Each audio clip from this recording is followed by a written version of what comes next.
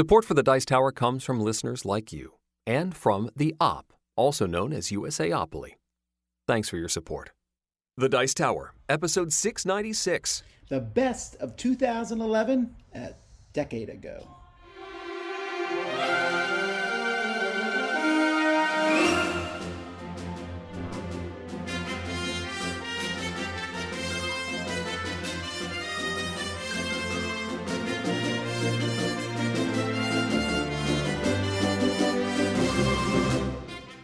Welcome to the Dice Tower, a podcast about board games and card games, and especially the people who play them. On today's show, Mandi joins Tom and me to answer some questions from the mailbag. Geoff tells us how to line up, and we look back 10 years with our top 10 games from 2011. I'm Eric Summerer, and joining me now, the Finn McMissile and Holly Shiftwell to my Toe Mater, Tom Vassell and Mandi Hutchinson. I am curious, Eric, about how many of your intros are actually cartoon or Muppet related. Well, maybe somebody could go back and do a tally. I don't necessarily think that's a problem if it were true. And I apologize right now. I feel like having said that, somebody's going to say something to the effect that Pixar, they're not actually cartoons or something like that. I don't even know. Animated motion pictures. Yeah, I don't know. Welcome to the show, folks. I'm Tom Vassell. I'm Eric Summerer, and... I'm Mandi Hutchinson. Hi, Mandi! Hello, everyone. So excited you're here. So, yes, it's February. I hear you all are cold. February is actually the coldest month I find in Canada, or in Ottawa specifically. But I haven't been outside too much, and Alexa has been telling me that even in this minus 20 kind of or colder weather, I should get outside and enjoy it. I saw that. She said something like, it's minus 20, but the sun is shining, so get out and enjoy. Wow. Yeah, exactly. Did you get hit with the snowstorm this past week or so? I got like 14, 15 inches of snow. No, I mean, it snowed a little bit, but it wasn't as intense as some people had. So, wow, I didn't realize you had that much. That's a lot. Yeah, it was a lot. We're better now. We can get out now. It's good to hear. I'm currently a big fan of Alexa because we had a very serious debate on whether the rolls at Red Lobster, those buttery rolls that Red Lobster has, if they were better than the breadsticks at Olive Garden. Oh. And Alexa tells you this? Well, Mike decided to ask Alexa this because he was losing the battle as a defender of the Olive Garden breadsticks. I don't even know if he was for them. He was just opposed to the Red Lobster things, which are amazing, and I could eat them all day long. The Red Lobster ones win. Alexa sided with us. Oh. It was amazing, and Alexa's now my friend, except for the fact that she keeps turning blue every time I mention this quick story. Yep, mine was doing that earlier. But Alexa has way too much sass for my liking, to be honest. Way too much. I actually like that. See, I don't like when I'm driving and I'm going somewhere and the computer's like rerouting. I wanted to say, "Hey, dork, you missed it. Give us some personality. Let's do that." Okay, so then she's perfect. All right. Well, folks, this is a board game show this is a podcast all about board games. Good, We want to thank everyone who's listening. The Kickstarter just ended, so that's very nice of you all who backed us, and there is still plenty of work and stuff to do in that regard, but just hold tight as we continue to work and make things better. But with that being said, let's jump into some games. So if it snows too much where Eric is, and that causes widespread disaster across the world, and we go into a post-apocalyptic setting, then we can get to my next game. Okay. Okay, I was wondering where you were going with this. Well, yes. So this is Seastead. This is a two-player game based in the world of Flotilla, which is a little silly since Flotilla was just like a generic Waterworld type thing. You know, so I think some people are thinking, oh, is this like Flotilla? As far as I can tell, it's nothing like Flotilla. It's just a two-player game. But it's from Ian Cooper and Jan Gonzalez. What I like about this game is you are simply building these little buildings onto these, well, flotillas that are in the middle of the table. And when you build the buildings, I don't know if either of you have played Century Eastern Wonders. That's the middle one, right? Yeah, that's the one that has the buildings that you put out on the board type Yes, thing. I have not played that one. What has a little bit of that vibe as you're putting these out. The more you put out, the better bonuses you get, etc. Okay. And you do that by getting resources. One of the main ways to get resources is to draw a card, and it has resources on both sides, and you decide which side faces you and which side faces your opponent. That's a fun mechanism for me. Like it might show 3 different resources on one side and 2 on the other. Well, which one do you take? Because you're giving the other thing to the other opponent. But the good news is when they make those hard decisions, it helps you too. Okay. That's pretty much the whole game. I mean, it's a little bit more complex than that. There's 3 different kinds of buildings. One of them lets you put ships around the board, which give discounts on building future buildings. Ones give you special ability people who give you a one-time use.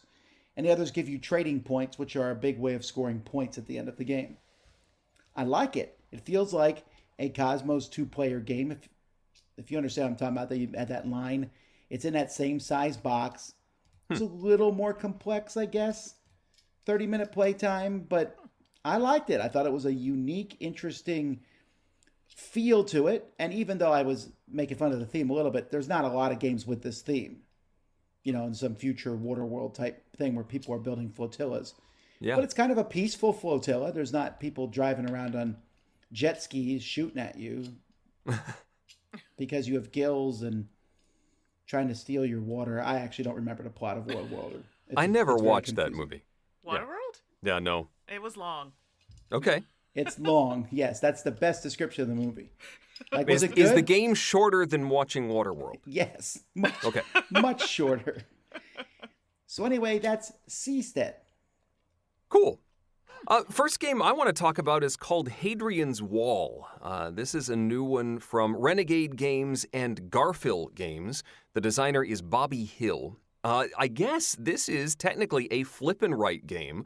You are given 2 gigantic. They're like, I had them in front of me. It's like 8 inches sheets, 2 of them, with lots and lots of boxes to cross off. The story is that you are Hadrian, or one of Hadrian's lieutenants, trying to construct sections of this giant wall, and you need to defend against barbarian hordes that may be attacking, and build buildings and raise citizens and all sorts of stuff. Not only do you have these 2 giant sheets, but you also have a bunch of meeples. A lot of these roll and write or flip and write games, you're sort of tracking your various resources using pen and paper. This one has bunches of meeples and building resources and all sorts of stuff, which is good because this is a complex game. This is not a simple flip and write game. There's a lot going on here. I'm thinking this is about the same complexity level as like Fleet the dice game. Which is also one of the more heavy, rando writers. So the mechanism is that you are presented with an event card at the beginning of a round. You have 6 rounds, 6 years to build this wall, and you're presented with one event card that gives you sort of your starting resources. You'll be given a certain number of craftspeople, a certain number of servants, a certain number of resources, etc. And then you will also get some bonuses for any buildings and stuff that you have built previously. And then you draw 2 cards from your private deck. You have a deck of 12 cards. You draw 2 of them. You will choose one of these to be an endgame scoring card for the end of the game, giving you points for achieving certain things. And the other one will sit in front of you, give you some resources, and also provide you some trading opportunities and what else is in there? There's some scouting up, some like symbols all over this card that you can activate. You can also activate the ones that your neighbors chose for various effects in the game. And then, now that you have this pile of meeples and resources, you will start trading them, building sections of wall and building buildings and cultivating certain types of citizens. And it's one of these where you will cross off a box and then triggers something else. I cross this off, that gets me another yellow meeple, and then I can spend that yellow meeple to do this. And you need all of those components, I think, to keep all of this churning. Otherwise, it would be way too much to keep track of, which I appreciate. The wall building is kind of cool because you have to sort of buttress the wall. You have to build up sections of the wall before you can move forward and have troops on the wall. And you want to be able to cross off those symbols in the troop sections, but you have to build the wall first to be able to do that. So you can end up with resources you can't use if you don't build in the proper order. I was worried this was going to be overwhelming. And when you first look at these sheets, it is a little overwhelming, and the number of things you can do is a lot.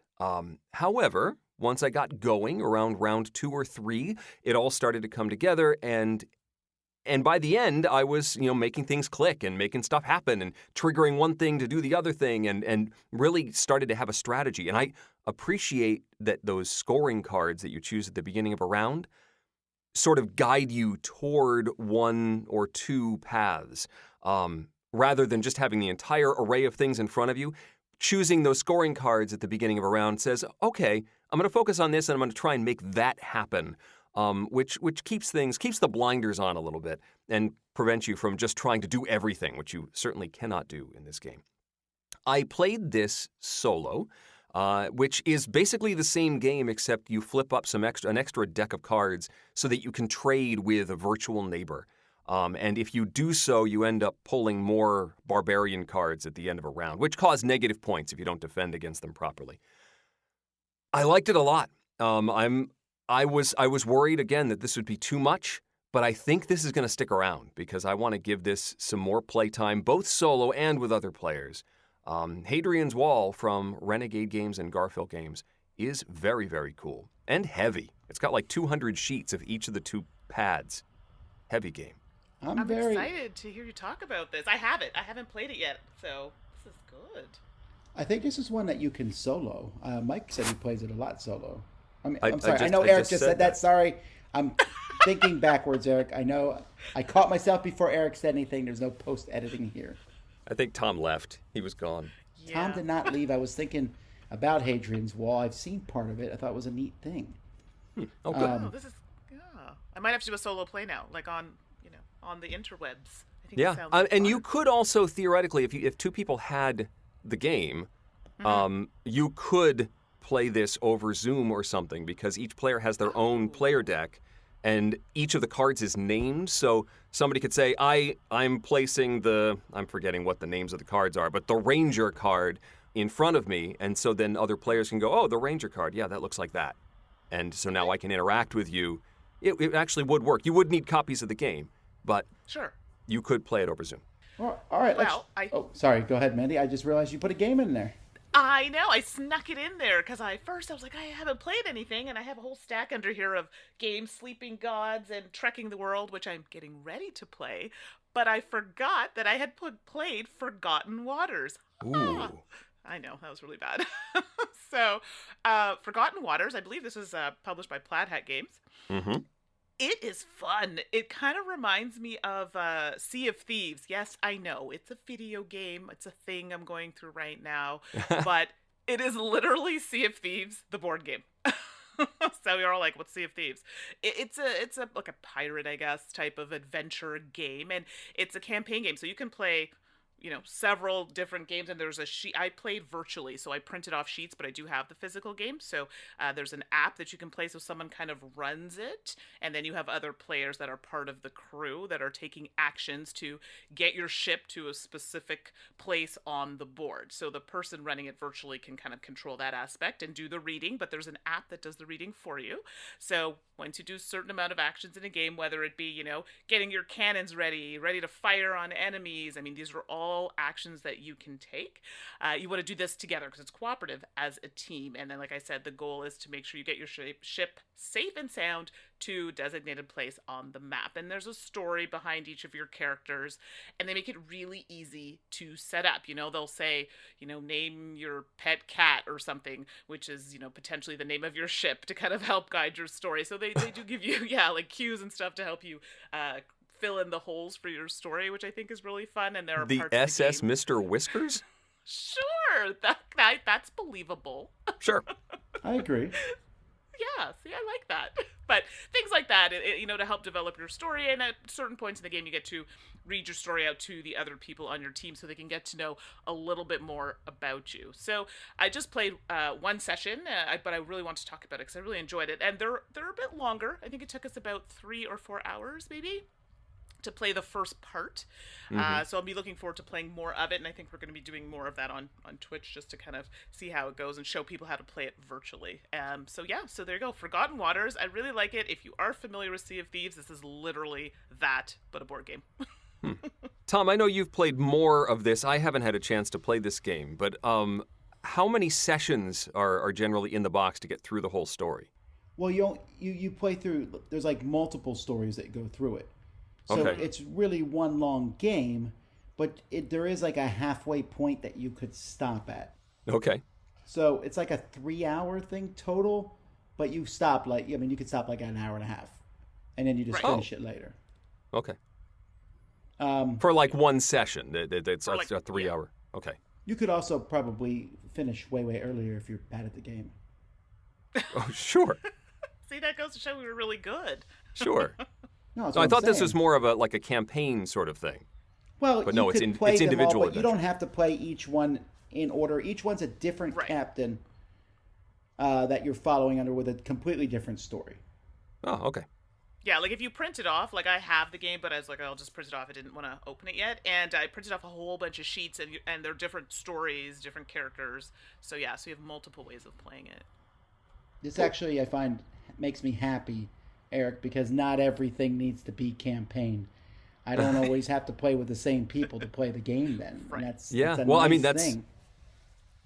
That is one of the reasons why I haven't sought it out. I mean, it's been highly recommended by both the two of you and many other folks I've talked to, and it sounds like it would be a lot of fun. And I have stayed away because I thought I didn't have time to invest in a campaign. Ah, okay. No, you totally could play this. And hey, actually, Suzanne and I are looking to play this soon. So if you want to join us, let us know. Arr. All right, I want to talk about After the Empire. This is a game that's coming or has just been released. I think the Kickstarter backers from Gray Fox Games. This is a 1 to 4 player game in which each person, this is after the fall of Rome. So Hadrian's Wall didn't work. And there's some Dark Ages. I don't think Hadrian's Wall had anything to do with the fall of Rome. But anyhow, so there's these prosperous regions, but you are a person with a walled city. And in this game, you actually have plastic walls, and you build a little walled city of wooden walls. And then you play a worker placement game over 7 rounds where you are going to place workers on the board, collecting resources, wood and stone and iron, to upgrade your walls, to build turrets, and to hire troops. Why? Because at the end of every round, enemies are attacking. They attack everybody from different sides, and they'll come in archers and swordsmen and siege machines and catapults, and you have to try to defend against them, because if you get sacked, that's not tremendously good. It's not devastating. You don't lose the game over it, but you won't have a great round. And the enemy is harder the more gold you have, because they want to come in and get that gold. But gold is victory points. So as the game goes by, when you first start out, you're like, I'm spending gold every chance I get, because I don't want the enemies to hit me that hard. The less gold I have, the more they'll leave me alone. But I have to win the game too, right? So then I start increasing my gold, and then they start hitting you harder. It's really fun. It is. I'm a big fan of castle sieges anyway. I used to play like one on the PC where you have like a castle and people are attacking it from all different directions, and you build the different things to stop them. The boiling oil and the rolling logs and whatever. I don't know. The castle siege. If there's a movie with a castle siege, the second movie of Lord of the Rings, it might be my favorite. Where the Siege of Gondor. Okay. Monty Python? Does Not that Gondor. count? I'm sorry. Huh? Did I say Monty Python? I would love if there was a game based on like the French Taunter, and you got Arthur and his knights sieging that castle, and you're throwing chickens and wooden Right? rabbits at them. That'd be amazing. Speaking of rabbit trails, Yes. So no, this has nothing to do with that. This is taken very seriously. But I like it. I like the idea of there being a worker placement game. And then the other half is kind of, you put your troops on your 4 different walls. You don't know, you know where a few troops are coming from, but you don't know where the rest are. You can get movement tokens to give yourself maneuverability to move troops from one to the other. You have to decide whether you're going to upgrade the walls or add turrets. I like it. It's really entertaining. And this is my jam. This after the Empire. I don't know. Again, there's not very many games that are about sieges. I know Ignacy made a fairly complex one in Stronghold. Right. Mm-hmm. But this one, you're not actually attacking other players either. Everyone's getting hit with the same, well, not quite getting hit with the same stuff. You get hit the same way, but you might get hit differently depending on how well you're doing. Right. Cool. When is this hopefully they available? put that quote on the back of the box. This is my jam, Tom Vassell. That's perfect. That's fine. I know that it's going to U.S. backers now, and then Grey Fox typically has it in circulation somewhere after that, but I don't know the exact details. But Cool. I know that the Kickstarter backers are starting to get it. So I really like it. And you know what I really like? I don't often push or promote upgraded pieces. You know, if you back the Kickstarter and get the upgraded pieces, sometimes it's good, sometimes, you know, they're overproduced.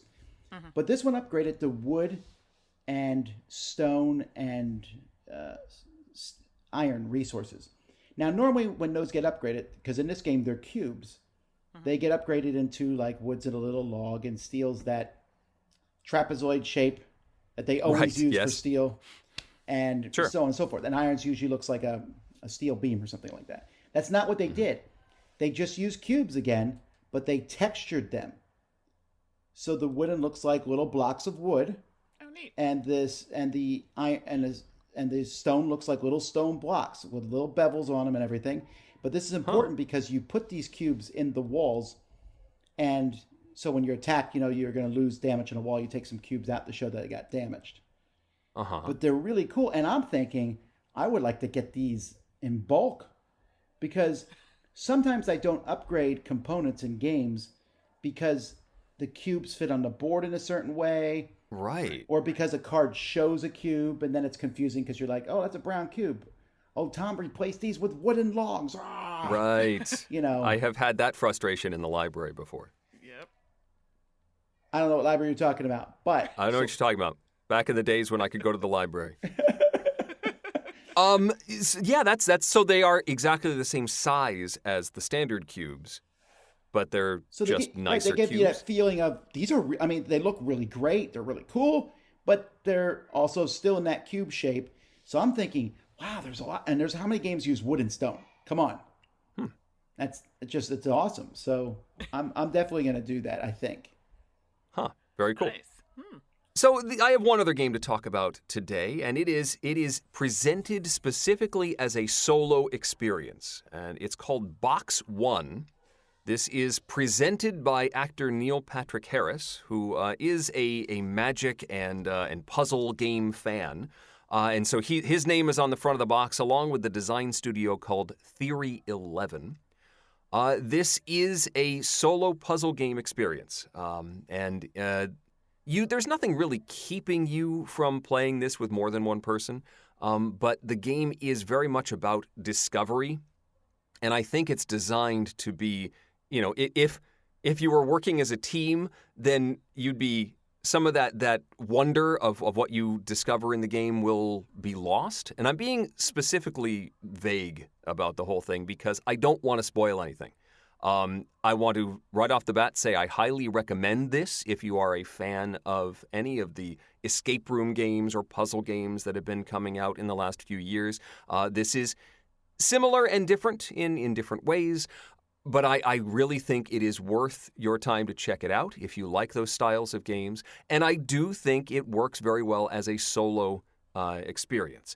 I will say that if you are going to try it out, that you will need some sort of internet access. Not too difficult to do, but you need to be able to do that. And you do need to be able to listen to things. There are some audio and visual things that you will have to pay attention to. I tried to play, it asks you at the beginning, are you alone? And like, yeah, sure, I'm alone. My wife is watching TV in the living room with me, but she's not playing. But there were things I needed to listen to and couldn't do so well. We had to pause, and she was getting very annoyed at me because I was pausing the TV to listen to things. I would be annoyed at you too. I'd be like, go find a different room. Exactly. But I was set up in the living room. And also, you will not be, like a lot of these escape room games, you can just knock out in 30 minutes, 60 minutes, whatever. Don't plan to do that.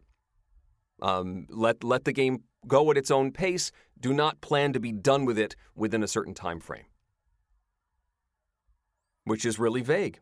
But highly recommended. It is worth checking out. If you're looking for a solo experience in this time when we can't get together with too many people, I think it's worth it. And you can reset it. I, in fact, did this. I have reset it for my son, and I'm like, hey, so have you tried that out yet? And he's like, no, Dad. But I think he will. When he finally does open the box, I think he is going to enjoy box 1. I'm just saying, if I open a box and do it, and it says, are you alone? I would say no. No matter what. It's a little creepy, Eric. Well, no, the box doesn't say that. There's like a note that says, anyway. Yeah, oh, I'm sorry. I apologize. A note makes it so much better. A note. Are you alone? Is it dark outside? Is it dark? I love it. All right. Tom, I'm very excited for you to talk about your next game because I backed it and I have yet to receive my copy, but I'm seeing it everywhere. Yeah, so I just got this played, and I actually meant to play this game, and by the way, the game is Canvas. I meant to play this game earlier this week, and we brought it home, I got it out, and I said, wait, where are the sleeves? And my daughter said, I didn't realize those were important. I took them out. I was like, wow. So I had to go back to work and get the sleeves, and so I played it just a few hours ago. And folks, every once in a while, you get to see what I'm calling them welcoming games. That's Z's terminology, but I like it better than gateway game. Okay. So I get to see a welcoming game that I think has potential to just be a major hit.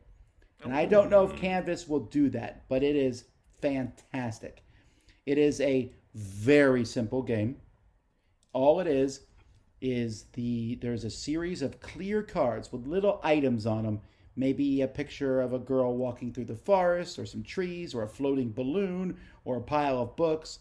But at the bottom, that's what matters. There's colors and symbols. And each game you put out 4 scoring cards. There's like 12 scoring cards in the game. There's a bunch. You pick out 4. You're going to score for these. And then you play a simple drafting game. Each player gets 3 sleeved backgrounds. You're going to make 3 paintings over the course of the game. And on your turn, you can either take one of these clear cards that show an element into your hand. And if you don't want the first one in a row, you can put some little, what do you call it, thing that holds all the paints when you're painting? Yeah. A palette. Yeah, palette. You can put little palette tokens on them to skip them. But if you run out of those tokens, then you have to pick the first one. Once you have 5 cards, you have to build a painting, but you could build a painting with exactly 3 cards as soon as you have 3 cards for your turn. So then you put them in, and you can put them in any order. So some of the symbols at the bottom will get covered up by other ones. And the painting has a name, like it might be like Captive Innocence, or I don't know, that just mixes 2 words, right, to make something. And all the elements make this painting. The background card with these things, it makes a cool little painting, which is just there for fluff, because at the bottom, you're then going to say, okay, for this game, if you have all 5 colors, you get some points. If you have 2 of the same, you get points. If you have this symbol and this symbol next to each other, you get points. That's pretty much all it is. But it's so charming to build these paintings. When we were done, after the game, apparently there was a secondary game in which all the paintings were judged and voted on as to which one was the actual best one. This is an extra thing my daughter's added to the gameplay. Yep. But I can't imagine that you wouldn't do it. You'd sit there and go, that's a painting I put on my wall. In fact, the box is just a big painting, and on the back of the box, there's a little hole where you can stick it on the wall. All right. Oh, I love that. Does it actually go on the wall if all the stuff is inside the box, or is that too much weight? It's not a big game, Eric. It's simply it's less heavy than these glass frames I put up on the wall. That's for Okay. sure. It's just a bunch of little wooden medals that you get when you accomplish a scoring thing, a task. You get a medal or a ribbon. I'm sorry, the little wooden ribbons. And at the end of the game, you score points based on how many ribbons you have. So a lot of times, if you have one blue ribbon, it's worth 1 point. If you have two, it's worth 4, and if you have 3, it's worth 13. So you want to try to score the same way in all your pictures if possible. But man, I'm telling you, I think this could be a hit. I mean, the company Road to Infamy Games, their first game, Road to Infamy, was terrible. And they named the company after it. You know, that's how that works. And then they made a few other games, and they made this little card game that I don't know if either of you played called Crypt, which I thought, wow, this is a pretty cool little card game. But Canvas is going to surpass them all. It's already ranked on Board Game Geek at 2,720, and it's barely out. I'm telling you. I mean, a lot of heavier gamers and people who are listening, this may not be for you, right? Because it is fairly light. But not necessarily. Sometimes it's a palate cleanser. I play heavy games, and I backed this one. Well, sure. It's a palate cleanser, get it? Because it's my goodness. Oh, Suzanne's going to kill me for that one. Oh, man, that's good. That's a good one. Oh, I didn't No. even know It's not that. It's not that. I'm just saying that I can understand if someone says, this is too light for me. Okay. I get that. That's fine. Sure. But for me, this is definitely hey, mom and dad who don't play a lot of games, or grandma and grandpa. Yep. And I think you can get people to play it because it just looks cool. And the idea of putting these clear cards in, lots of games try this, right? To put the clear cards in. Gloom, I think, was one people liked, right? But Gloom is a game, in my opinion. But this one is a solid game. I'm very excited about this. My kids were blown away by it. They can actually play heavier games than this easily, but they liked it. They liked the theme. There's nothing about this I don't like. I'm very happy with it. So that's Canvas. Did you get the deluxe version? Sorry, I have to ask these questions because I did not. But did you get the deluxe or did you just get the? I did get the deluxe. I usually back for the deluxes. I don't know what the differences are. I know that the deluxe probably comes with these little easels that hold the paintings, which I would argue those are completely unnecessary. Got it. I mean, we used them, of course. We're like, display your painting. For the judging.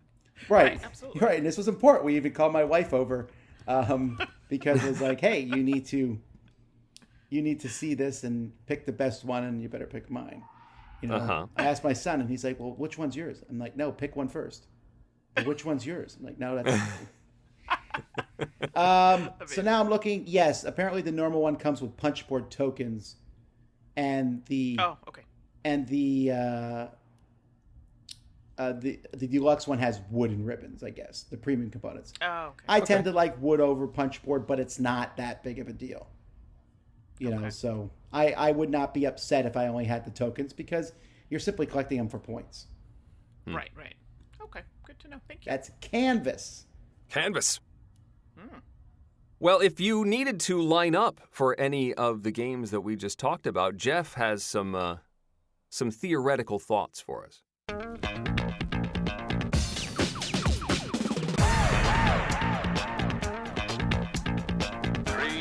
2, 1, go. It's time for Game Tech with Geoff Engelstein, where we find out how games really work. Like many of you, I've been spending a lot of time lately helping someone get a COVID vaccine. Now, in my case, it's for my mom. Now, while being able to create a variety of vaccines in under a year is a huge achievement and a testament to the advancement of biotech, there is another big challenge remaining, distributing them to billions of people. Now, here in the U.S., the vaccines are slowly trickling down from the federal government to the states. And here in New Jersey, the state is distributing them to the counties who have various means of distribution. Our county, which has a population of over 300,000 people, is getting about 5,000 vaccines a week. So, as you can imagine, there's a lot of waiting and worrying and trying to do what you can to secure a place in line. Now, there are many times in life when there's a task to be done, but the resources to do it are limited and managed through a queue or by waiting in line. Now, what are the best ways to minimize the waiting time when facing a queue and making the distribution as fair as possible? Now, this problem was first tackled by Danish mathematician Agnar Erlang in 1909. He was hired by the telephone company to determine how many circuits they needed to construct to ensure adequate phone service. Each circuit was expensive, so they wanted to keep the number as low as possible while still allowing a high percentage of calls to be placed. The result of Erlang's research is what is now called queuing theory, and it plays a huge role in our lives that you may not realize. The routing of data over the internet, for example, is a huge and complex queuing problem, as it typically is not just done on a first-come, first-served basis. Different types of data, like video, may have a higher priority than email, for example. And closer to home, we run into queues all the time in our daily lives. When waiting in line at the grocery store or at a toll booth on the highway, we experience many different types of queue design. The simplest, and probably worst type of queue, and the main one when I was growing up, is where there's multiple servers and you pick one line and stay there and hope you got a good one. Traffic tolls and most grocery stores in the US are still like that. These can feel unfair as you watch people in the other lines moving so much faster than you. It was a staple of comedies for decades. Now, this changed in the 80s and 90s as the single feeder queue started to become more popular in stores. In this type of queue, there's just one line.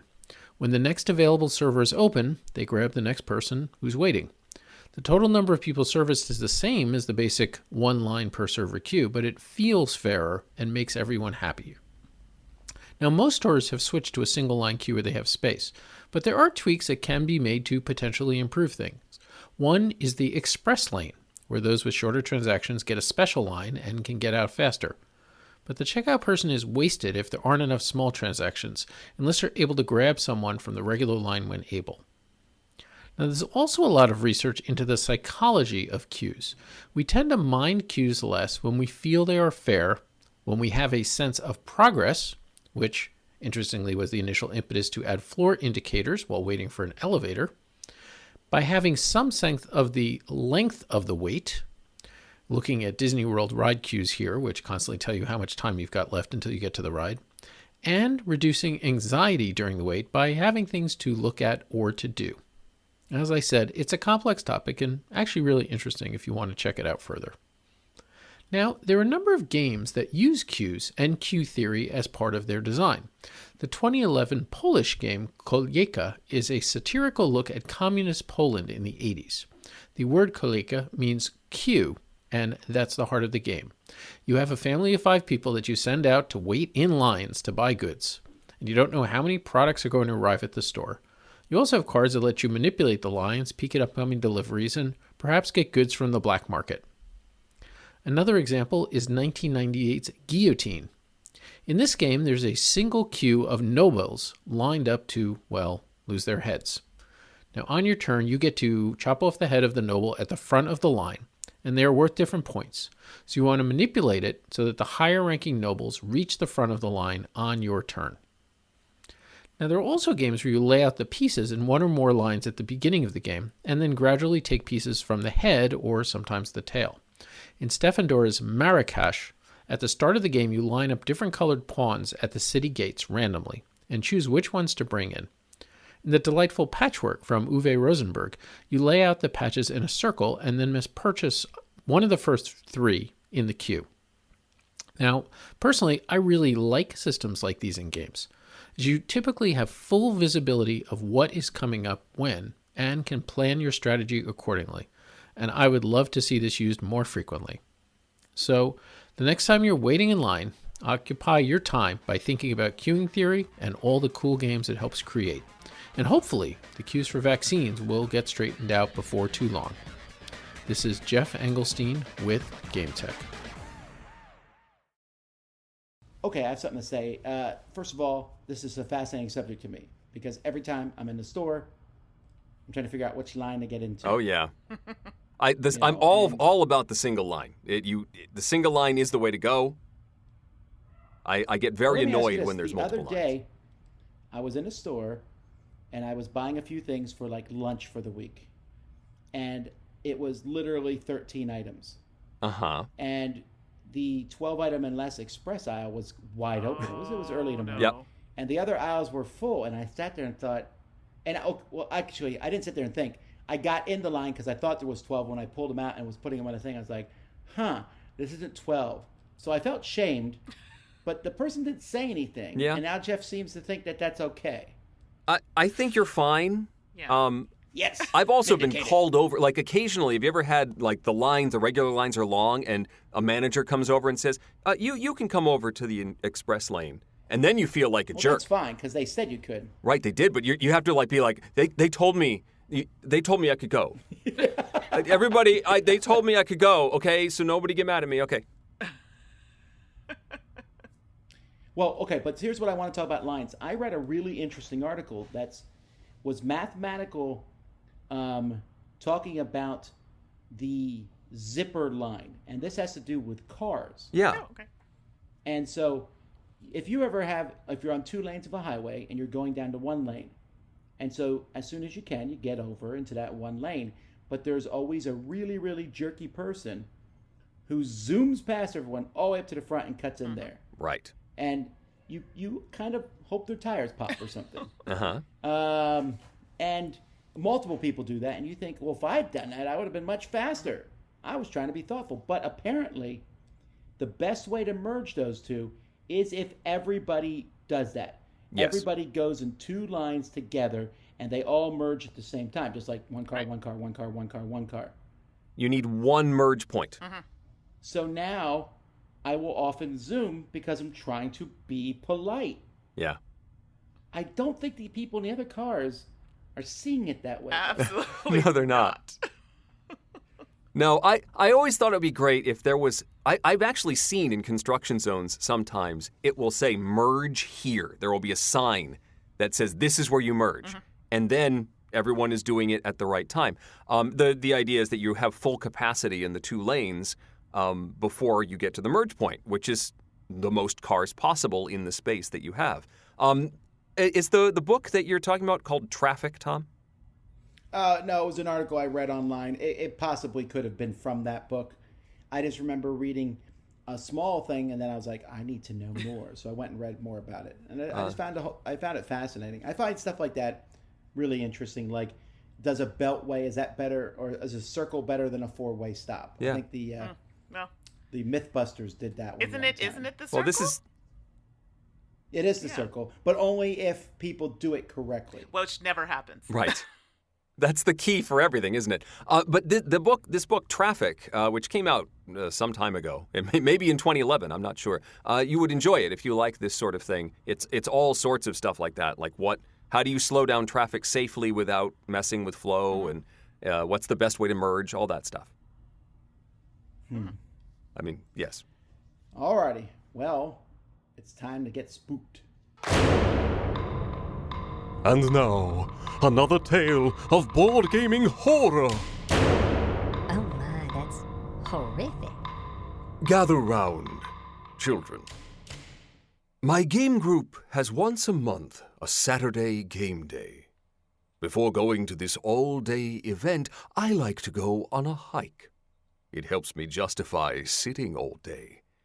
This particular Saturday, I picked up my game bag with the newest hotness and our favorite nightcap game, Marvel Legendary. I have most of the expansions and several custom cards. All in all, about 2,500 cards. I find a hike that is about 30 minutes from my friend who is hosting the event. I drive up the mountain park for the 5-mile hike. The hike is great. Beautiful views, wonderful trees, and a great little workout. I finish up the hike and drive down the mountain, arriving at my friend's house 30 minutes late. This means I have probably missed the first game. That is not a problem. I don't mind hanging out while people finish up their games. Unfortunately, my time was spent doing something different. I open my trunk to find out that my game bag has tipped over. Apparently, the twists and turns up the mountain flipped my unzipped game bag over, dumping all 2,500 cards all around the trunk. There were cards under the jumper cables, spare blankets, and even in the compartment that houses the spare tire. I scoop up all the cards and walk into my friend's house, and they see the carnage. We set up a table, and throughout the day everyone helped out sorting the cards, trying not to confuse Captain America cards with Captain and the Devil cards and Steve Rogers Director of S.H.I.E.L.D. cards. We sorted out 4 different Wolverines and countless Spider-Men. Now I remember to zip up my board game bag.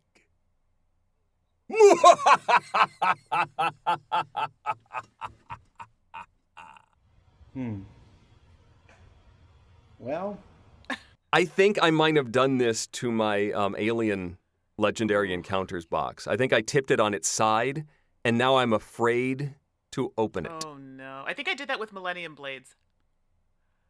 That was very sad. Yeah. I once went to a game day somewhere where they had been gifted, like they had a library copy of Legendary Encounters that had not been sorted. Oof. And they're just like, hey, can you teach us this game? I'm like, yeah, sure. And I open it up, and it was totally not. Like, oh, well, okay, come back in half an hour. Once you've organized. Oh, wow. There is a note from whoever submitted this that as a small tale of amazement, after sorting out this vassal-like component drop in his trunk, no cards were actually missing. that is pretty impressive because I feel like you would miss a card after a while. You'd be like, Under the jumper Yeah, cables. that's intense. Because I've actually had Or this happen. damaged. I had a game open up in the back of my car one time, and cubes got all in there. Oof. And I was finding cubes months later in the trunk. I was like, we went through this. And then one day I opened up because I had to change the tire, and lo and behold, cubes were down in there. I mean, it could be worse. We had one of the classic tales of horror is the person who put their Risk 2210 on the top of the car, and it flew out all over campus. Oh. And from then on, they would find little troopers in bushes. Well, that's true legacy. True legacy. Yes. I can't even laugh at that because I've had a similar experience with Caverna. Okay, moving on. Oh, okay. Alrighty, let's get to questions. Questions. All right, here we go. First one. Recently on a neighborhood forum, someone posted a question about board games. I will summarize his post as follows. Hello, I have developed a card game. Does anyone know how I can get it printed and into stores? Good summary. It's very succinct. From his post, it seemed he was not very familiar with the depth of the board game hobby. Not wanting to get too tangled or geek out too much about how much I love board games, I directed him to BoardGameGeek.com and said to look at the forums under Board Game Design. He replied he'd never heard of the website and will look into it. I also mentioned that some companies will crowdfund their board game, but crowdfunding only raised money and has nothing to do with the actual manufacturing of the game. First question, this got me thinking. Has anyone ever run a successful board game Kickstarter and then, after having secured funds, gone to an established publisher and said, I have raised X amount of money for my game. Will you publish my game for percentage of the funds? For example, an individual raises $25,000 on Kickstarter for a game. Could that person contact a variety of publishers and say the publisher will get 90% of the funds in exchange for rights to the game and fulfilling the Kickstarter? Man, I'm sure this may have happened in the past, but that's bad business. I would say. As a backer, I'd be a little annoyed, like, you don't have a publisher yet? Yeah. That's, concerning. I mean, unless you very specifically up front said, I'm raising money to approach publishers, but I don't know how many people would back you at that point. I mean, no way. the expectation is that you're going to get a finished product, and we are paying for you to produce this game. Exactly. I know there have been instances where Kickstarters have gone bad, and a legitimate publisher has picked up the ball and run with it. But that is Yeah, but they're not usually unusual. getting the money then. That money has been spent and gone. Yeah. Yeah. It's an interesting thought, but I don't think it would work. I think the project would die. And if they were lying about it and weren't upfront about saying this is their plan, then you'd have some very unhappy backers. Absolutely. I think he has another question. Oh, he does. Question number 2. Okay. So, Eric, when reading a book for pleasure, do you ever read it in your head using your professional voice? When reading stories to your kids, would you use your professional voice? And that's from Baker. Okay.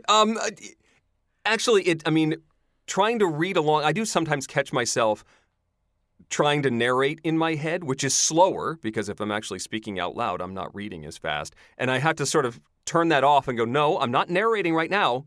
Just read. Yeah, I could go a whole lot faster if I just read.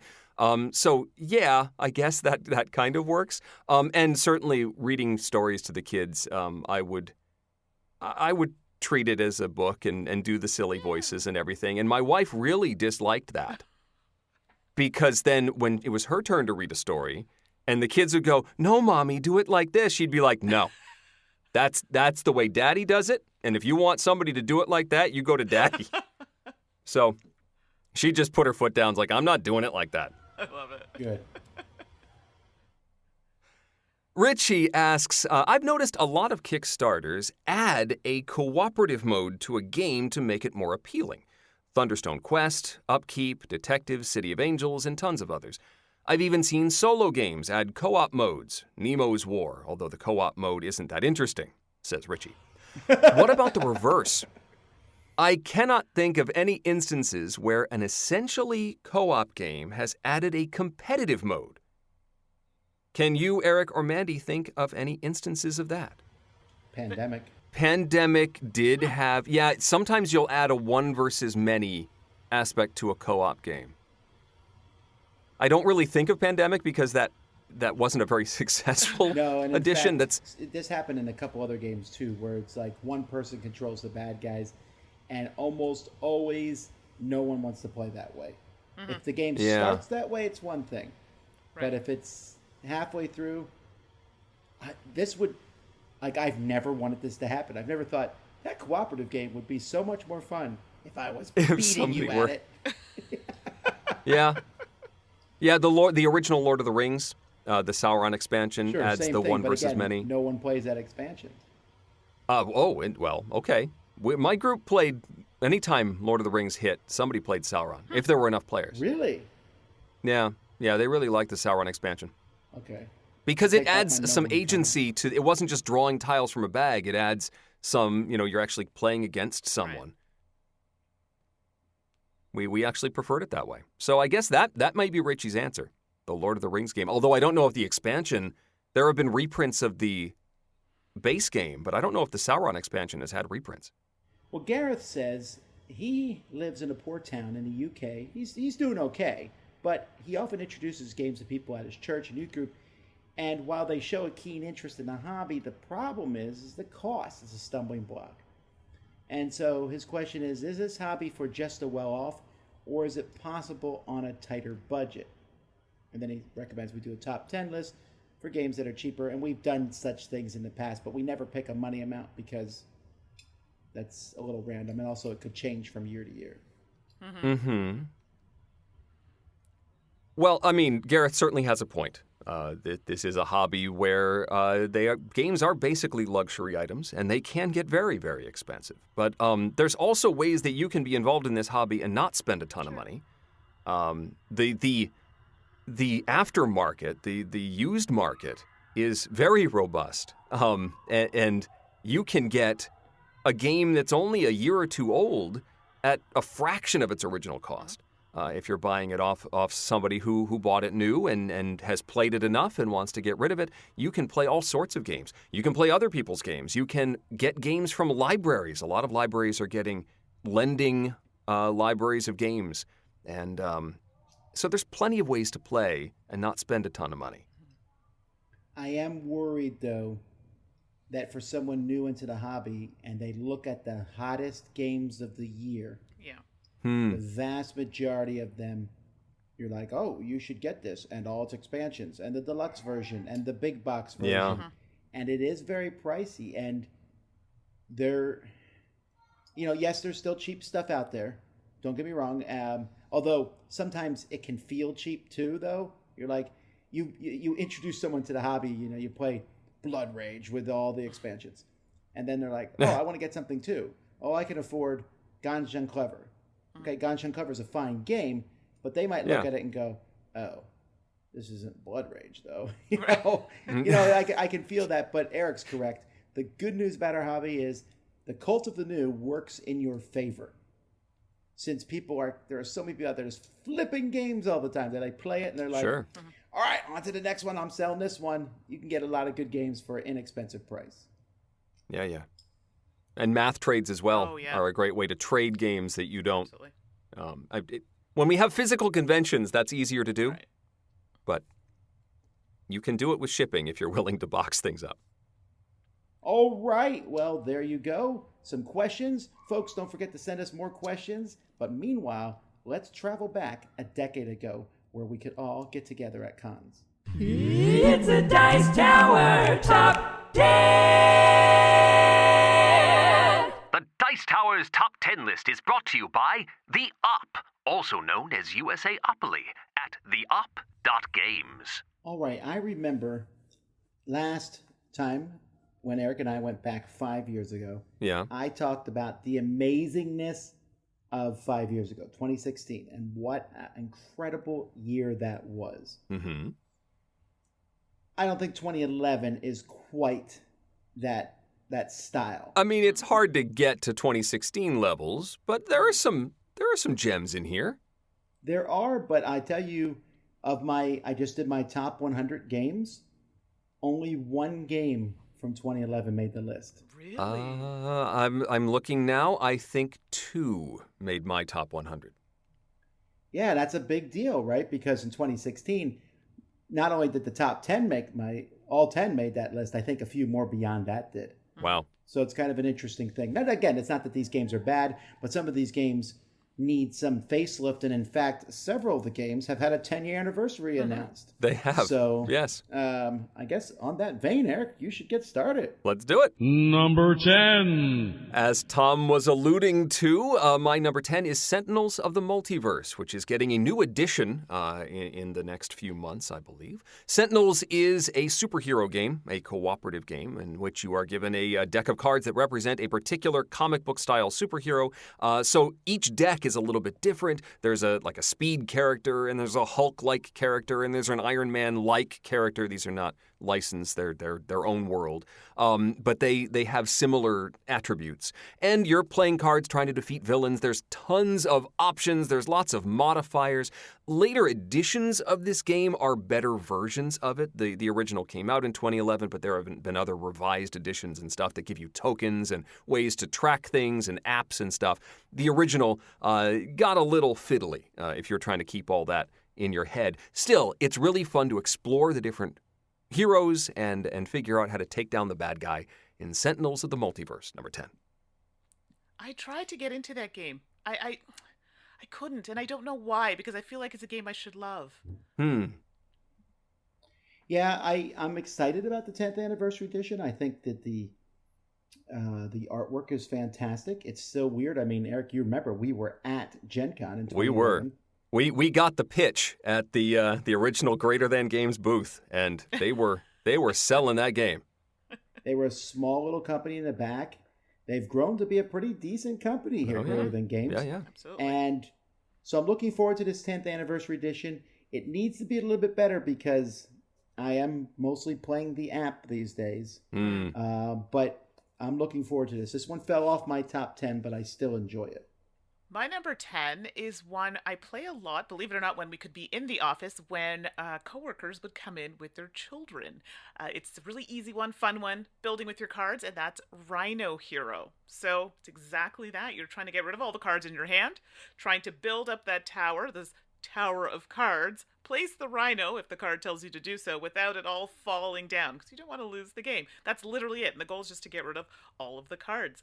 I've played the giant version, which I also really love, but the small, regular size version does have a special place in the cubicle, so when children, anybody wants to play, it's quick, fun, easy, and you know what, you don't even really need to play it 100% by the rules when playing with kids. I just love building the tower and seeing it fall. So yep. Rhino Hero just has a special place in my heart because it just brings so much joy to everybody. Indeed. My number 10 I thought would be on Eric's list, but to be fair, it also almost fell off my own list. And that's Star Trek Fleet Captains.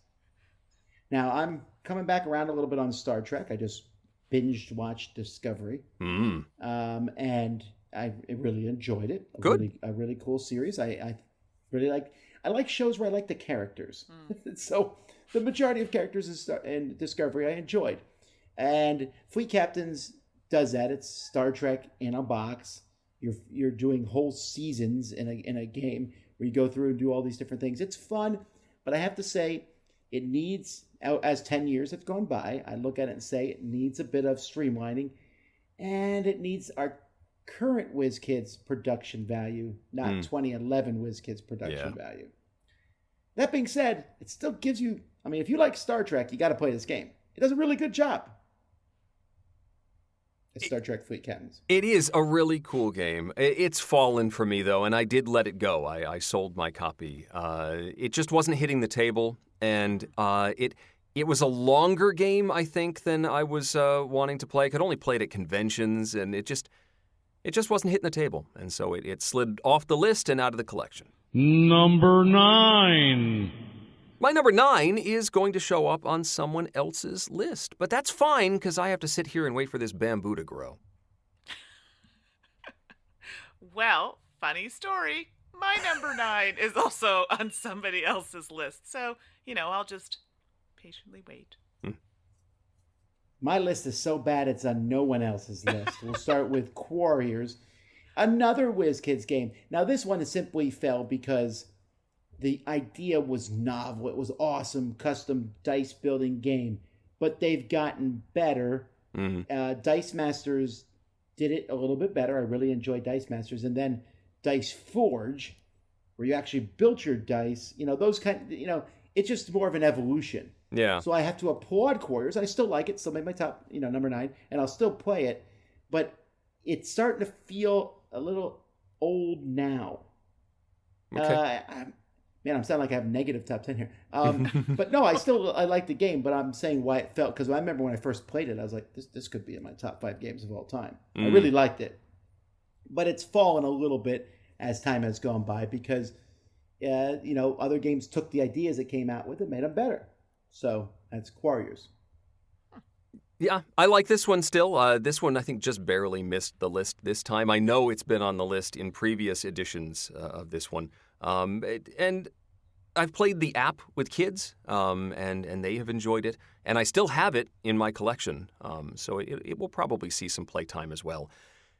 But yeah, it's just sort of fallen off because it's been replaced by other products. I get that. Number 8.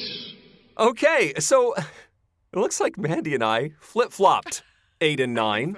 So Mandi's number 9 was Roll For It, and my number 8 is Roll For It. Roll For It is a very simple dice allocation game from Chris Leader. And you've got 6 dice, and you roll them all, and then you can allocate them to different scoring cards. And the more dice you need to allocate, the more the card is worth. And some of them require all 6 of your dice to be 6 sixes, and you have to put them all there. And then those dice will stay there until your next turn, and then you will roll your available dice and allocate those. So it's a little bit of a resource management sort of thing with dice. Very simple, and my extended family loves this. They have asked for copies. They've played. I've got the 8-player version, and they'll play it with 8 players. It's a blast, and a really nice, what'd you call it? Not gateway, but a welcoming game. Roll For It. My number 8 and Mandi's number 9. Good choice. And I had the tin with the... Oh, with the special art. Yeah, so cute. I play this game a lot, and the app. This one's interesting to me because if someone who's new to hobby says they want to play Roll for it, I'd be like, sure, we should. Really simple, really easy. But I don't ever want to play it anymore. It's too simple for me. Like it is just shy almost of being a game for me. You just roll dice and do what you're going to do. There's not a big design, a choice spread. I don't have a lot of decision making doing it. There's some risk taking though. I mean, there are decisions but would to be you ever like? I would never play this over, say, Yahtzee. I don't know. I've played this a lot more than Yahtzee in the last 10 years. I would say, yeah, I would agree with that.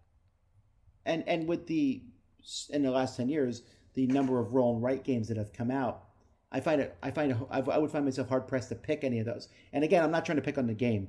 I think the game is fine. I think it fits a category. I was surprised it's at this high on your 2 list. That's all. Really? Okay. And I think for really me, light. It's experience, right? And I think I have such a diverse group of people that I play games with. A game like this hits the table, well, when we were in person, often, because I play with people sometimes that are, gaming is not really their thing, but this is at the level for them, and the experience playing with them is positive, so maybe that's why. Yeah. This is a staple of family game days. Then there you go. That answers my question. Okay, well, number 8 was Eric's number 9, and it is Takenoko. Oh, another one that I played a lot. I haven't played recently, but for those who haven't played it before, there's a cute panda in the game, and you're growing bamboo, and there are different colors of bamboo, green, yellow, and pink, if I'm not mistaken. Yep. And you're trying to help the gardener to maintain the garden, and I'm assuming that's by eating it. So you have cards where you're trying to fulfill that by getting the specific types of bamboo to get points, and basically the player who manages their kind of land plots, because there's hexes that make up the game, growing the most of the bamboo, feeding your panda, that's going to help you win the game. I like this game just because it's cute. Yes, I know that's not the only reason, but the game is actually a lot of fun. And another game that I've played with people who are not gamers, quote unquote, per se, but they really enjoyed the time playing it, and it was pretty straightforward, but does have some thinkiness involved. So Takenoko for me is a winner, and it's still in my collection.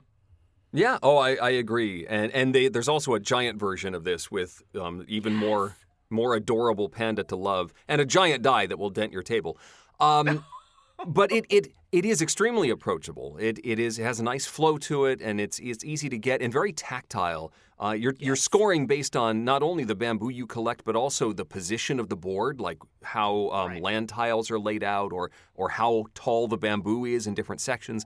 And so sometimes you're trying to grow the bamboo while somebody else sees what you're doing and then steers the panda that way and has it eat the bamboo. You're like, no, I needed that to be 4 high. So true. So it really. It has a lot of interaction and a lot of joy as you're wrestling for points. I like it. Very good game. All right, my number, and I like the game too. My number 8 is Last Will, and Last Will. It's not the first Vladimir Suchy game I played, but it is one that maybe it is the first, but I just like this game. It is Brewster's Millions. You're trying to get rid of all your money in this game, but you are doing so in a fairly meaty, chunky Eurogame way, trying to just, as quickly as you possible, not make money, because sometimes you make money by accident and you're like, but you're trying to get rid of all your money. And there's been an update to it, the Prodigals Club, which I think I like better, but Last Will is simpler and easier to play. So that's why it's my number 8. Prodigals Club actually is a companion game, right? You can actually link the two together. You can mix them. Oh, yes. You can. Okay. Who's doing that? You can, though.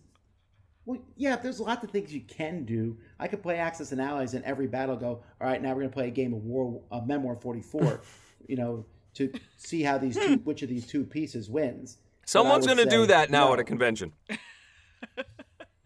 Stop talking about conventions, Eric. I know. I'm withdrawal. Here we go. I have both games, by the way, Last Will and Prodigal Club, and I have not played either. Well, That's sad.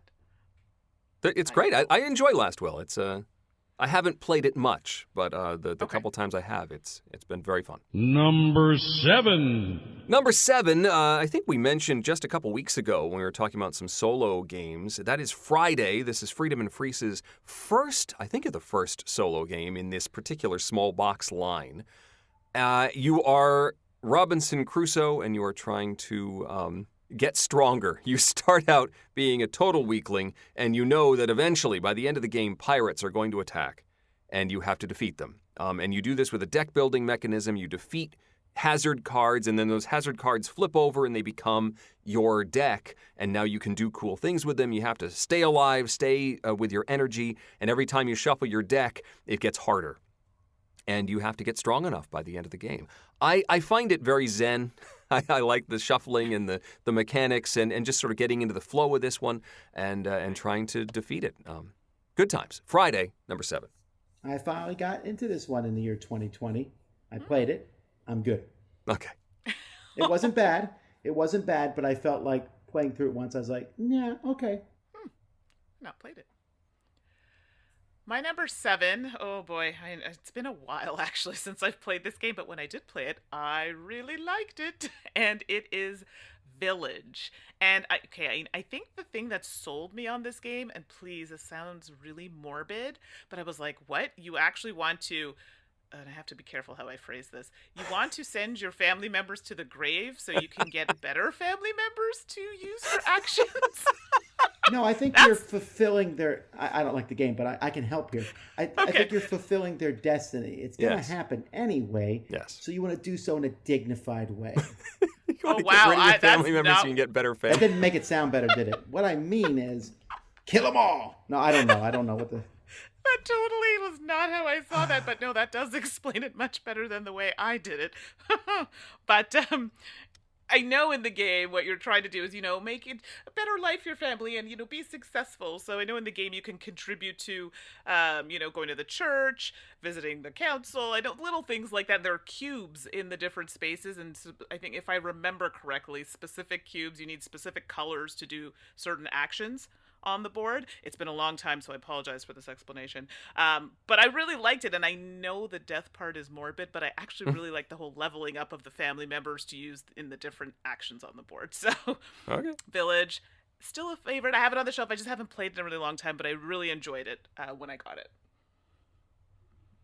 All right, my number 7 is... Wasn't this on your list at some point, Eric? Risk Legacy. It very much was, yeah. Now, I can understand why this one has even dropped a little bit for me. So far, I've had good excuses. Last Will is farther down the list because Prodigal's Club. Risk Legacy is dropping down a bit because I don't play it anymore. I played through it. It was an amazing experience. But, if I'm going to pick a game, I'm going to pick one of the 6 games that beat it out. But still, I just was listening to somebody talk about their first experience playing through Risk Legacy, and it brought it back to me. I was like, yeah, wait till you get to the next part. You're going to really like this. There's some really cool concepts, and it is a groundbreaking game. Oh yeah, it changed gaming to some degree. So, Risk Legacy, my number 7. Yeah. And by the way, I've seen this. I saw this sold at Barnes and Nobles. It's back. Around. Wow. It is back. There must have been a new printing of some sort. Either that, or they found some old ones. Yes. Yes, it has fallen, and I struggled whether I should put it on the list or not because of its landmark nature. This was the first Legacy game, and it did change a lot. And remember how just flabbergasted people were at this concept when it first showed up. Mm-hmm. And I have, as I've mentioned, I have a second copy that is still sealed that I have planned to play with the kids. And, every once in a while I bring it out like, oh, here you go, guys. We could get into Risk Legacy. And like, no, Dad, let's not do that. But one of these days I will play it, although I have heard horror stories of people where the glue is acting funky on old copies of the game. And so I'm a little worried to open it up.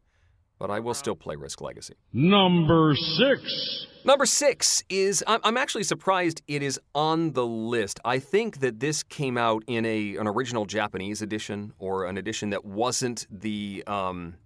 what is it? Who makes it now? It's Japanime. Yeah. Yeah, Japanime came out with, I think, an edition later on. Heart of Crown is the name of the game. It's a deck-building game where you are eventually trying to woo a princess or get the favor of a princess over to your side, and you can only do that once per game. There's a cool, flowchart feel to the cards that keeps track of your actions. So if you have an arrow leading from a card, you then have another action. You can play another card.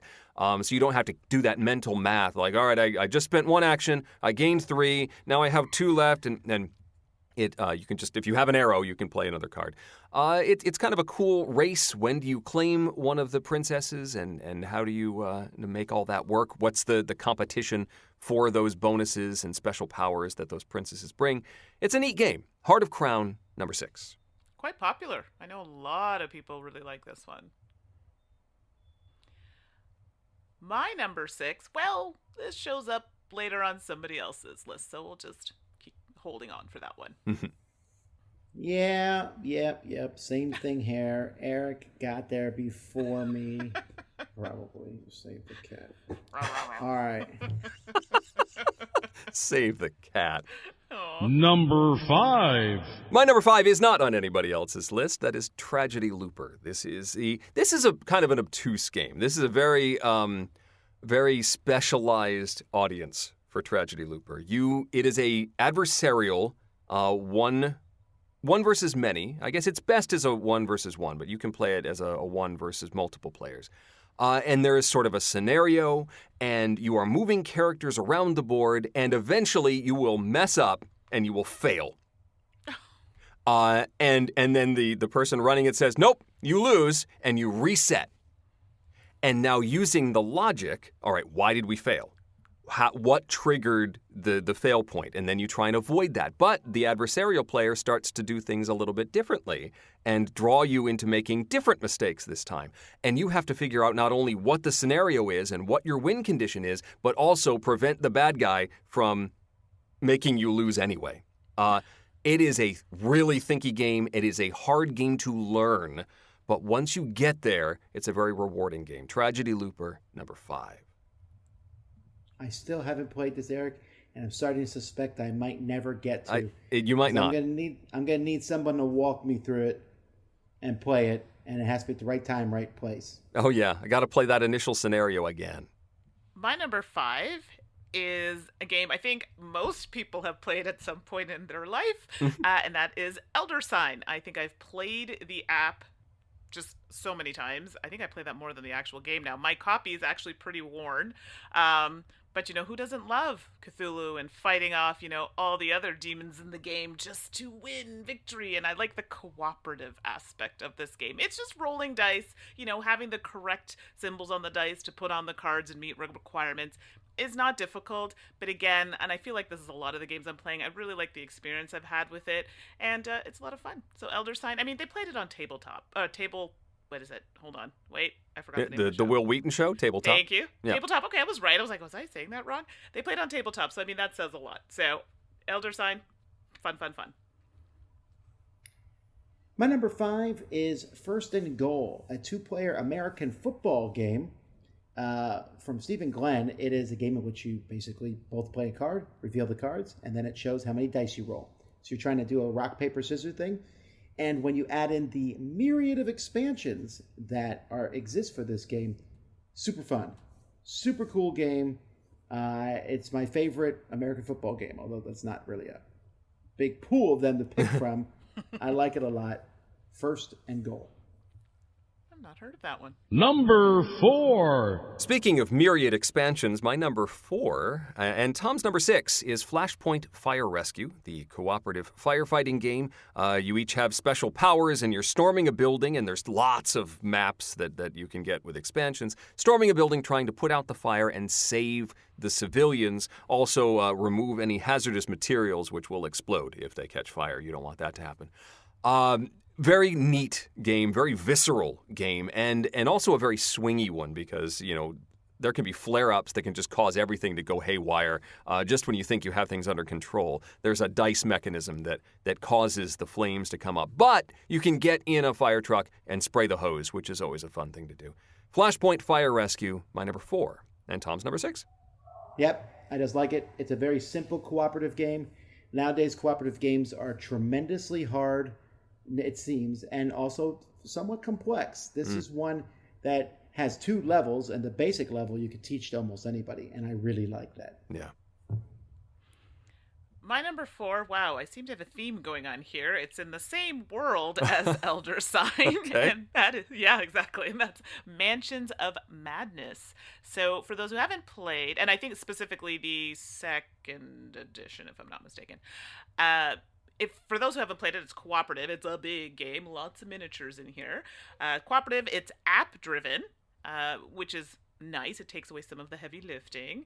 And in the game, you're playing investigators. And it's, like I said before, it's part of the same world as Elder Sign, so, definitely has that Cthulhu vibe to it.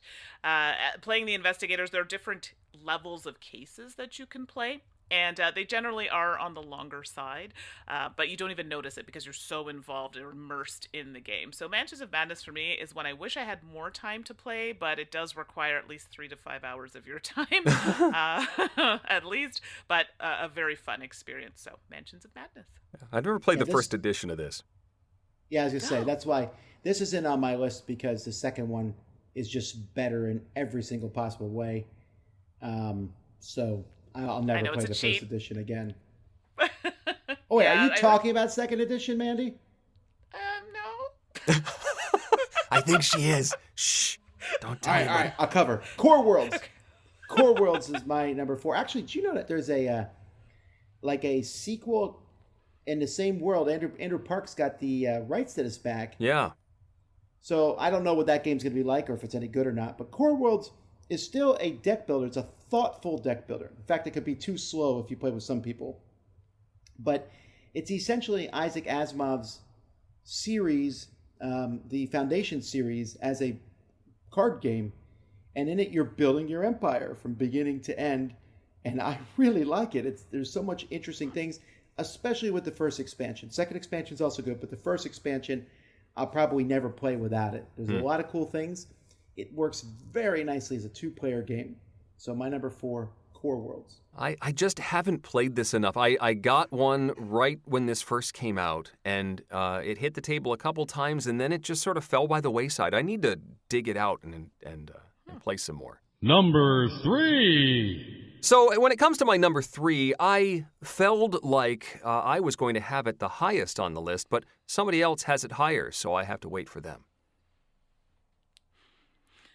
My number 3, well, it's also a little bit of a cheat, but I don't care. I'm going to say it. It's Alhambra, the family box. Okay. That's the version I have. So, Alhambra, I think, is one that a lot of people own. I'm assuming Tom and Eric, you all have at some point owned or played this game. Oh, yes. Oh, it's a great game. Great, yeah, exactly. It's been a long time, since I've played it. But it's tile building. But placing out tiles. Yep. And it's one of those games where I find it looks very easy at first glance, and I don't know, maybe because I play with a whole bunch of expansions. It does require a lot of maneuvering and like, oh my goodness, why did I place that there? Now I'm blocked. I can't do this. So I love it because it's just one that it's consistently friends and family have always agreed on that it's a good game. So Alhambra family box. Yes, Alhambra the regular version is good too, but very fun for me. All right, my number 3 is higher on someone else's list because there can only ever be one person in this space. Number 2. That there can, and I believe this is the only 3-way crossover. When we come to my number 2, this was Mandy's number 6 and Tom's number 3. That is King of Tokyo. This is a stalwart game.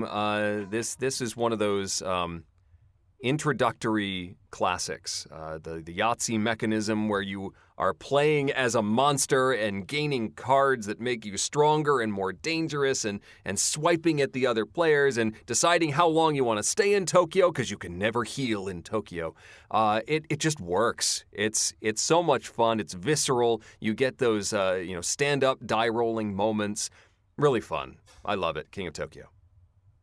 Yes, this is so good. Another game that I just played so much when I first got it. I never got King of New York. King of Tokyo was always the one for me.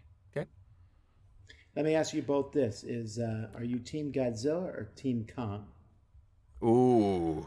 That's... I think I got a Godzilla. I'm Kong. All the way.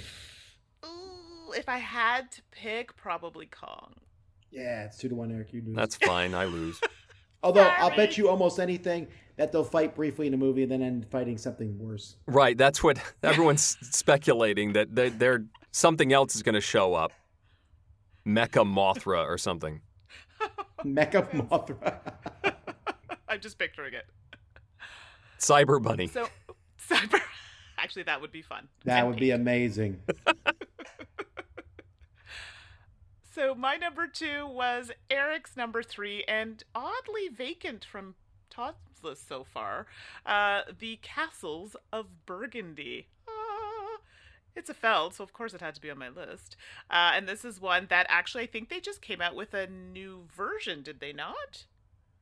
You talking about Castles of Tuscany? No. Or you're talking about the 10th anniversary? Both happened. Yeah, there's a 10th okay. anniversary of Burgundy as well.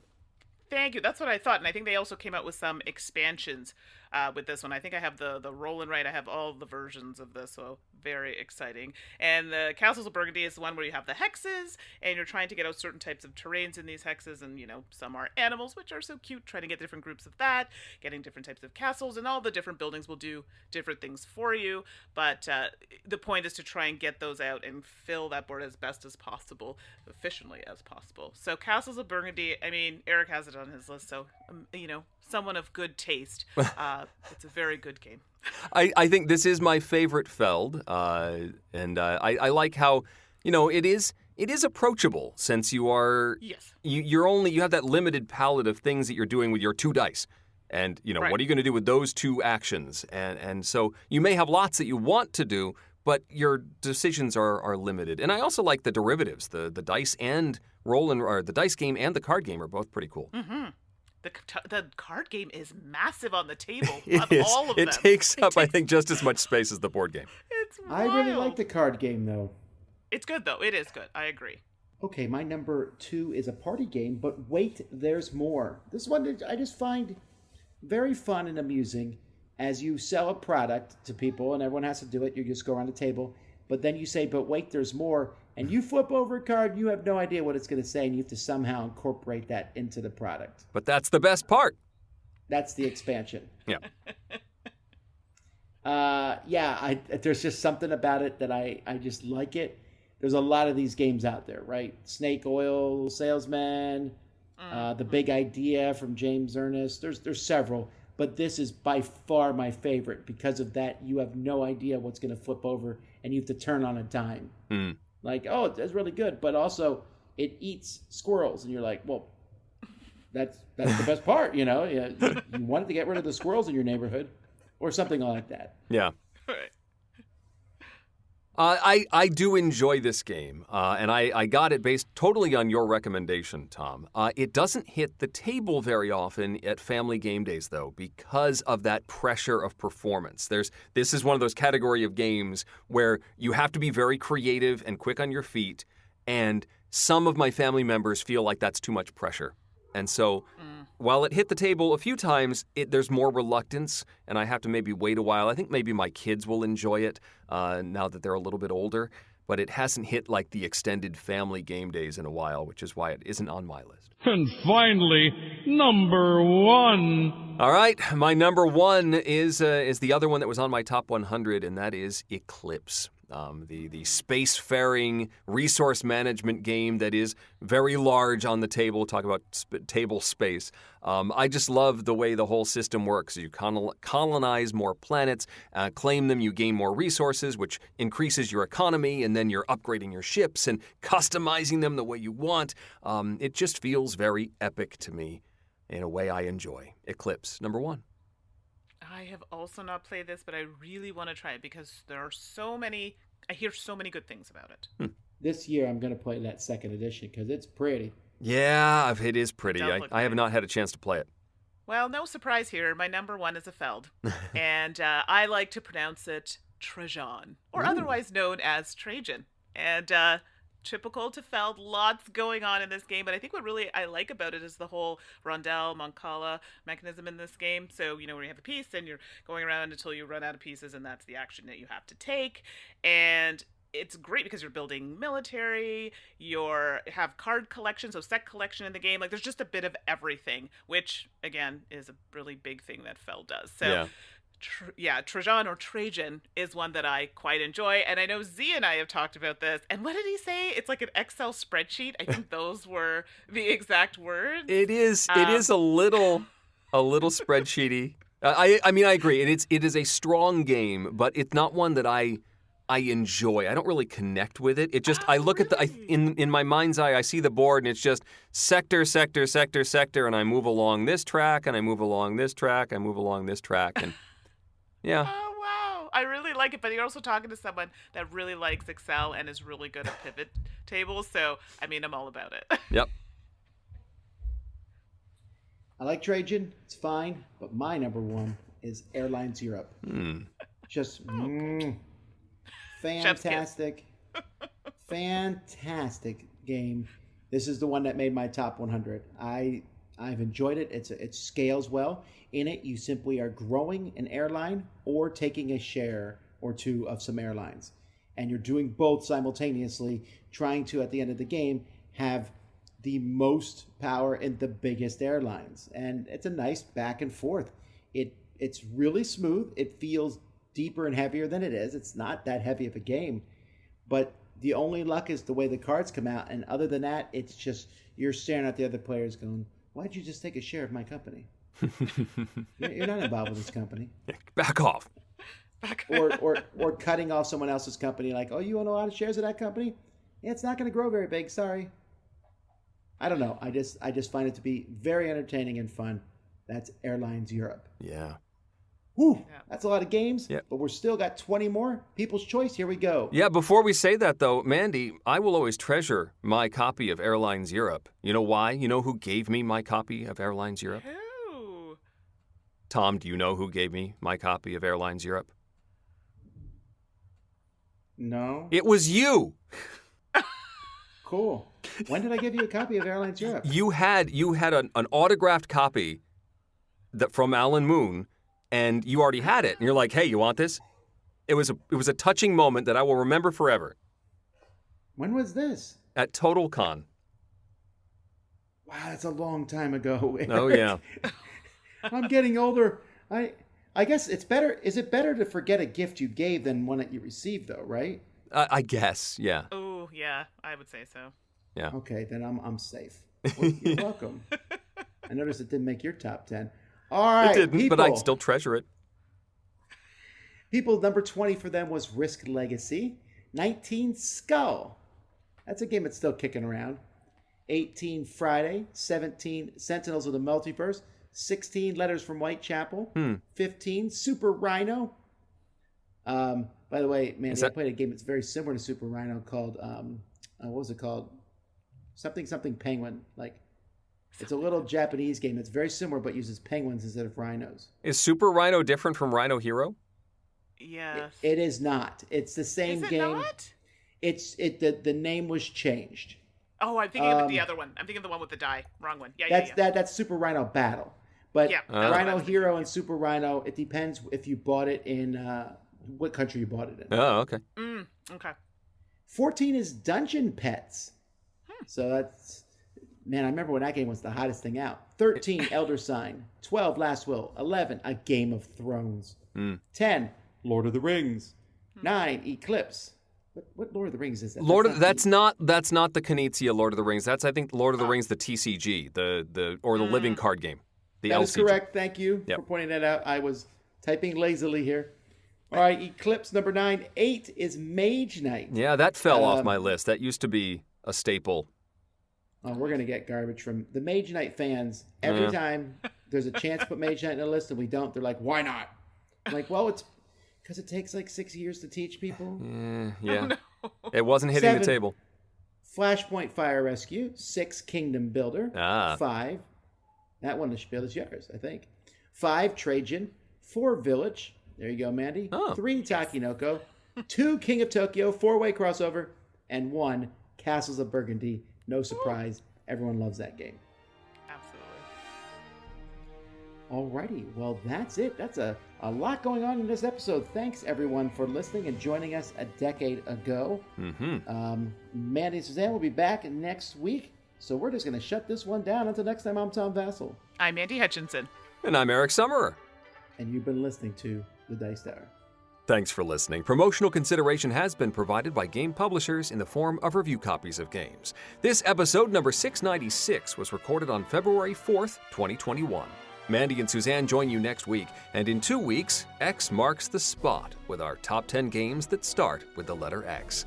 This podcast is sponsored by listeners like you. Thank you for your continued support. And speaking of support, the Jack Vassell Memorial Fund is dedicated to providing support to members of the board gaming community in their hour of need. If a catastrophic event has become more than you can handle, find out how we can help at jackvassell.org. The Dice Tower is produced by Tom, Mandi, Suzanne, and Eric, with assistance from Rob Searing, Mike DeLisio, and Roy Cannaday. Homes for an Ancient Leviathan, brought to you by Dwellings of Elder Whale. Timothy Pinkham composed our theme, and you can get the latest on everything Dice Tower at Dicetower.com. Let us know what you think of the show by posting to the Dice Tower Guild at BoardGameGeek.com, following the Dice Tower on Twitter, or by emailing us at tom@Dicetower.com, Mandi with an I at Dicetower.com, or Eric at Dicetower.com. And don't forget to visit the other shows in the Dice Tower network, including Board with Video Games, Meeple Overboard, Solosaurus, Flip Flory Super Saturday Board Game Serial, Every Night is Game Night, Our Turn Board Game Blitz, and Dice Tower Tonight. Find your next favorite at Dicetowernetwork.com. Until next time, from all the gang at the Dice Tower, have fun gaming. And if you want to, ask any questions or get in contact with us, just drop us a dingle. What? While eating a Kringle. Oh, I'm on board.